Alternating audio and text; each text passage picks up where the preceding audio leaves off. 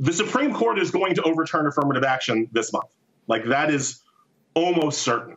They're going to overturn it. I believe Clarence Thomas is going to end up writing that opinion, although John Roberts might want to have a say in it as well. I believe it's going to be 6-3.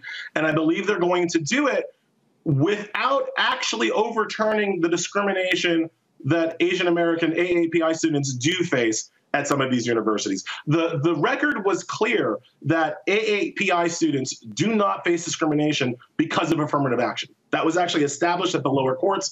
The lawsuits were against two universities, Harvard University and University of North Carolina. In the University of North Carolina situation, they found that Asian American students were actually more likely to get into school than black students. So like the argument that affirmative action was taking their spots simply failed its first contact with reality in North Carolina. In Harvard, they did find that there was a metric that Harvard was using that was potentially discriminatory against Asian American students. It has nothing to do with affirmative action. It's this other metric that I believe Harvard University shouldn't use when putting together its class. What's going to happen this month is that the Supreme Court is going to overturn affirmative action, saying that it's discriminatory against Asian American students, but leave this metric in place that is actually discriminatory against AAPI students. That is the depth and the level of the hypocrisy that comes out of the Supreme Court and Clarence Thomas in particular. On the voting rights case, I do believe it is very likely that the Supreme Court will vitiate Section 2 of the Voting Rights Act. That's the section of the Voting Rights Act that just allows you to sue for racial discrimination in voting. It's the kind of basic operational factor of the Voting Rights Act. I believe that's going down this term. This month, I believe John Roberts will write that. If you look at the kind of tea leaves of who's written what case from when, it looks like Roberts has kept that case to himself. And for all the people, all the media people, especially all the generally kind of mainstream media people, especially, who tend to act like Roberts is some kind of moderate good guy influence on the Supreme Court, make no mistake, John Roberts has been an enemy of black people voting for his entire legal career.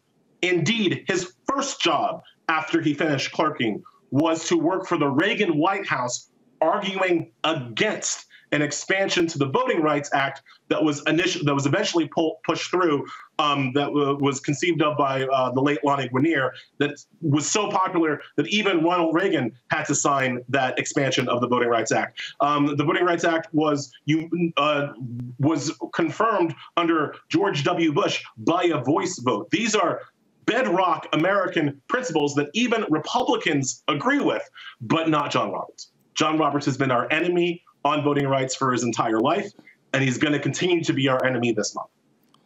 All right, folks, back to that Roland Unfiltered video in just one moment. When you talk about blackness and what happens in black culture, we're about covering these things that matter to us, speaking to our issues and concerns. This is a genuine people-powered movement. There's a lot of stuff that we're not getting. You get it, and you spread the word. We wish to plead our own cause.